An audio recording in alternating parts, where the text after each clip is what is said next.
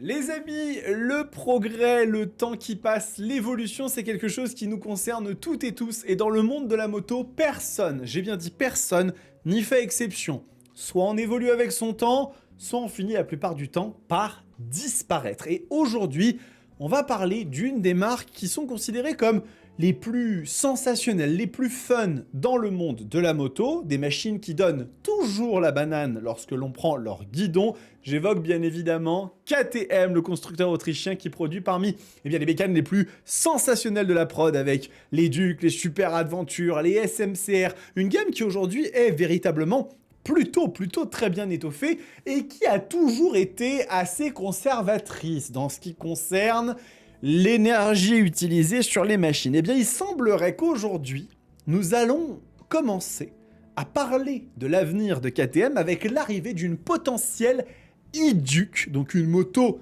électrique chez Matigophone, qui pourrait préfigurer d'une nouvelle orientation de la marque, ce qui ne signifie pas qu'ils arrêteront le thermique, loin de là, mais qui va étoffer et rajouter quelques cordes à un arc qui est déjà assez bien fourni. On va voir tout ça ensemble, j'ai beaucoup de choses à vous dire. En attendant, bonjour à toutes et à tous, bienvenue sur une nouvelle édition de Moto Bistro, votre émission consacrée à l'actualité du monde de la moto. Et donc, aujourd'hui, bien évidemment, nous allons parler de KTM. Rapidement, en préambule, avant de se lancer, n'hésitez pas à vous abonner à la chaîne, c'est le meilleur soutien que vous puissiez m'apporter, à partager cette dernière autour de vous, si vous appréciez le contenu. Et le petit like et commentaire aide grandement à pouvoir stimuler un peu l'algorithme et aussi à connaître un petit peu vos habitudes. Alors, comme je vous le disais, on va passer un petit peu là sur la gamme KTM qui est excessivement large. Vous voyez qu'on a à peu près toutes les catégories. On a de la Super Sport avec la 990 qui arrivera bientôt, mais on avait déjà la RC8C, les Roadster, les Super Motards, on a aussi des GT un petit peu Sport Tourer ou type Supermoto avec la SMT, des machines de voyage dans toutes les gammes, dans toutes les catégories. Et donc, effectivement, KTM est aujourd'hui une marque qui est extrêmement bien dotée, ça, il n'y a absolument aucun doute. Mais ça faisait déjà un moment que KTM avait évoqué la possibilité de l'arrivée d'une machine électrique. Il y avait eu quelques petits schémas qui avaient été publiés sur Internet. Eh bien, il semblerait que l'idée a fait son bonhomme de chemin, puisque aujourd'hui, il y a notamment le site rushlane.com qui nous a trouvé ces images. Donc, c'est traduit, donc la traduction peut être un petit peu approximative, mais ça vous permet de comprendre un petit peu de quoi il s'agit. KTM e-Duke sera fabriqué en Inde par Bajaj pour s'adresser à la fois aux marchés nationaux et internationaux. Donc vous voyez qu'on a ici une moto qui est déjà de base dans les carcans esthétiques de KTM. Ça, il n'y a absolument aucun doute à avoir là-dessus. La machine reprend l'identité et je dirais même qu'elle est plutôt très jolie. Pour une moto électrique, on a souvent tendance à dire que les machines électriques, bon, c'est un petit peu spécial. J'ai d'autres images un petit peu juste après. Alors vous voyez, on est toujours à l'état de prototype et ces images sont tout ce qu'il y a de plus officiel parce qu'en fait, elles ont été récupérées sur le musée KTM Moto Hall. Donc là, c'est un prototype qui a été affiché au KTM Moto Hall. Donc c'est absolument pas un photomontage ou quoi que ce soit. Donc on peut déjà regarder un peu les lignes de la machine avec une tête de fourche qui est énormément inspirée de celle des codes stylistiques aujourd'hui de chez KTM. On voit qu'on est sur une équivalence de 125, très probablement, avec une fourche WP Apex reliée à un seul disque de freinage et un seul étrier de frein, un petit peu comme la Duke 125, dont l'essai arrivera très bientôt sur la chaîne. Je préfère vous le dire, il sera peut-être même déjà publié au moment où vous verrez cette vidéo. Et puis, on a des petites caractéristiques un petit peu minimalistes. Donc si on regarde, le prototype a été développé à Matigophone, en Autriche, berceau et siège mondial de KTM. Une vidéo de l'e-Duke a été partagée en ligne par le cascadeur Rock Bagoros, associé à KTM depuis 2011. Comme on le voit dans la vidéo, le prototype e-Duke présente des similitudes de conception avec la 390 Duke existante. Donc pourquoi ? Parce qu'en fait, en termes de fonctionnalité et de taille de la machine, on retrouve certaines des spécificités de la 390 Duke, mais la puissance, elle, sera plus proche d'une 125. Attention, chose extrêmement importante à distinguer quand on parle de moto électrique, il y a quelque chose de très important à voir, c'est qu'on a d'un côté la puissance de la moto qui peut être plus ou moins élevée, et souvent le couple de cette dernière qui est, lui par contre, dans toutes les circonstances quasiment, beaucoup plus élevé que celui d'une moto thermique. Et donc, une machine qui serait l'équivalent d'une 125cc pourrait avoir beaucoup plus de couple et donc la possibilité d'atteindre certaines vitesses qui sont les vitesses limites d'un 15 chevaux beaucoup plus rapidement. Donc une sensation au quotidien plus agréable que celle d'une machine de type thermique. Donc si on va regarder un petit peu, on voit que la traduction, elle a un petit peu fait faillite, mais ce n'est pas grave, je vais vous le traduire. Donc, quelques-unes des fonctionnalités clés de la KTM e-bike incluent une face avant splittée, avec un LED splitté, on l'a vu, un réservoir extrêmement stylisé, et puis voilà, un design très sharp, très acéré. Elle utilisera une version revisitée du châssis de la 390, et donc des similarités peuvent être vues du côté du treillis tubulaire, de la fourche, etc., etc. L'utilisation, bien évidemment, de la couleur orange habituelle de chez KTM pour garder ce caractère duc qu'on connaît, mais elle a quelques petites choses qui la distinguent, notamment un look un peu plus acéré, on le voit. Alors, ce sera peut-être pas la version définitive de la e-duc, bien sûr, mais ça permet déjà de se faire une idée, et on peut remarquer une sorte de trou ici au niveau du réservoir, et a priori ce serait pour refroidir la batterie et les éléments qui vont alimenter cette e-duc. Et une autre fonctionnalité, feature un petit peu distincte, c'est la selle imprimée en 3D, mais ce sera probablement remplacé par quelque chose d'un petit peu plus réaliste et pratique dans la version de production. Voilà, et donc on est sur une machine qui est assez intéressante, On a notamment un tableau de bord qui est extrêmement limité. Voilà, ils disent ici que la KTM e-duc utilisera une batterie 10 kW, ce qui équivaudrait à peu près à, comme je vous le disais, une machine de 15 chevaux avec une autonomie d'un petit peu plus de 100 km.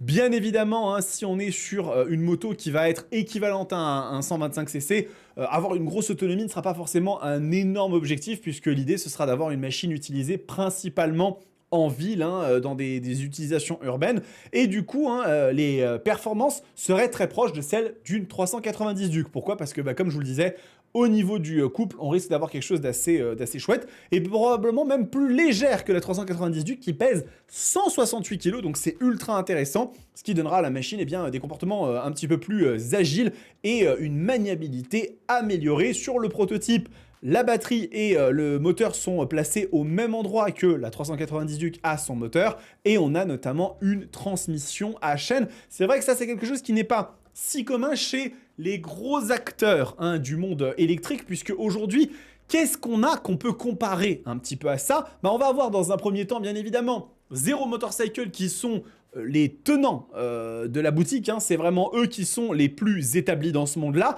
qui utilisent de la transmission à courroie sur toutes leurs machines, ils ont toujours été orientés courroie Zero Motorcycle, mais on a aussi aujourd'hui des constructeurs qui viennent un petit peu proposer des choses différentes, comme Kawasaki avec la ZE1 et la Ninja E1, qui sont elles aussi des machines électriques, purement électriques, avec un concept d'ailleurs assez drôle de batterie qu'on peut retirer et donc emmener chez soi pour les recharger, justement si on ne possède pas un garage ou un box fermé qui permettrait d'avoir le courant. Donc ça, c'est quelque chose d'assez chouette. Et puis, il y a la proposition hybride, bien évidemment, avec la Ninja 7 et la Z7. Mais ça, on est vraiment sur quelque chose d'un petit peu plus différent. Si on revient à la e-duc, on va retrouver du coup une machine qui m'a l'air quand même assez intéressante, avec des caractéristiques qui ont l'air cool. Alors une petite aussi particularité, c'est que elle semblerait embarquer son câble de charge directement à l'intérieur, donc ce qui pourrait corriger un certain nombre de problèmes sur les machines électriques où justement on doit avoir le câble de charge qui est mis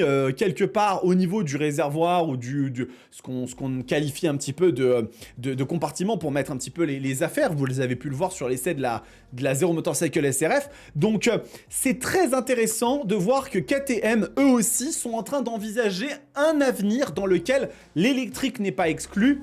Encore une fois, je vous le rappelle, quelle que soit votre orientation en ce qui concerne les machines électriques, moi personnellement, je ne suis absolument pas contre l'électrique. Loin de là, je pense qu'il y a un marché tout à fait viable et un cas d'usage pour beaucoup de motards. Mais pour celles et ceux qui peuvent craindre que le thermique disparaisse complètement, je n'y crois absolument pas non plus. On le voit d'ailleurs, hein, il y a énormément de choses qui sont en train de reculer au niveau des plans initialement imaginés par l'Union européenne d'avoir la fin de l'électrique, enfin du thermique plutôt, pour 2035. On se rend compte que bien évidemment ces objectifs vont être très difficilement atteints et du coup on serait plutôt sur une cohabitation entre le thermique déjà extrêmement en place, l'électrique qui se développe de plus en plus. Encore une fois, je vous le dis, hein, aujourd'hui, vous voyez l'électrique à l'aune de ce qu'on connaît de l'électrique et beaucoup fustigent l'électrique en n'ayant absolument aucune considération pour le fait que cette techno soit très nouvelle, très jeune. Est-ce que vous pensez réellement que les moteurs thermiques, quand ils sont apparus il y a plus d'un siècle, ils étaient aussi performants, aussi aboutis, aussi fiables, aussi utilisables qu'aujourd'hui? Absolument pas. Cette technologie va évoluer avec des nouveaux types de matériaux utilisés pour les batteries, des recharges améliorées, etc., etc. Et donc, il est impossible de prédire aujourd'hui avec certitude à quoi ressemblera le paysage de l'électrique.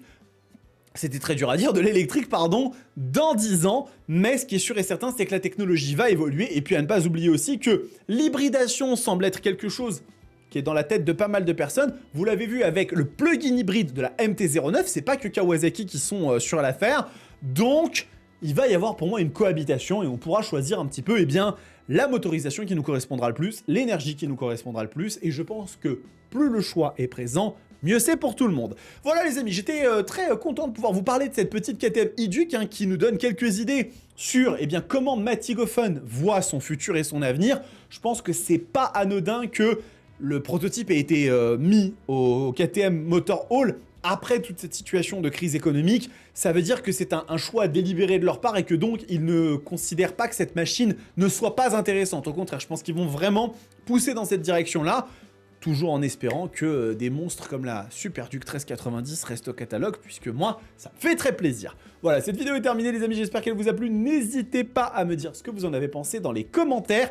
Et le petit statut Roadsters, hein, si jamais il y en a certains parmi vous qui veulent m'encourager un petit peu plus, me soutenir un peu plus, ça c'est un très bon moyen de le faire. C'est juste en dessous de la vidéo dans la section rejoindre, et ça vous permet d'avoir notamment les vidéos en avant-première. En attendant, prenez soin de vous, kiffez vos bécanes. Ciao!